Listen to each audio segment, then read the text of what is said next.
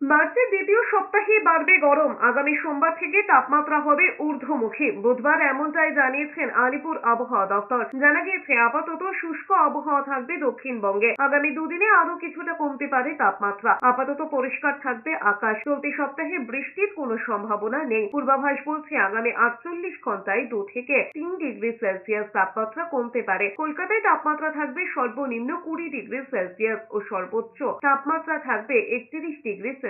সপ্তাহের শেষে ফের তাপমাত্রা বাড়বে। কলকাতায় 33 থেকে 34 ডিগ্রি এবং জেলায় 36 থেকে 37 ডিগ্রি সেলসিয়াস ছুঁতে পারে তাপমাত্রা। শুক্র ও শনিবার বজ্রবিদ্যুৎ সহ হালকা বৃষ্টির সতর্কতা জারি থাকছে উত্তরবঙ্গের জন্য। বিক্ষিপ্তভাবে 4 জেলায় বৃষ্টির সম্ভাবনা থাকলেও বাকি জেলায় শুষ্ক আবহাওয়া থাকবে। বৃষ্টির পরিমাণ বাড়বে আগামী শনিবার। 4 জেলায় বজ্রবিদ্যুৎ সহ বৃষ্টি হতে পারে। দার্জিলিং ও কালিম্পং জেলার সঙ্গে আলিপুরদুয়ার ও জলপাইগুড়ি জেলাতেও হালকা বৃষ্টির পূর্বাভাস থাকছে। দার্জিলিং জেলায় বজ্রবিদ্যুৎ সহ বৃষ্টি হবে আগামী সপ্তাহে মঙ্গলবার পর্যন্ত।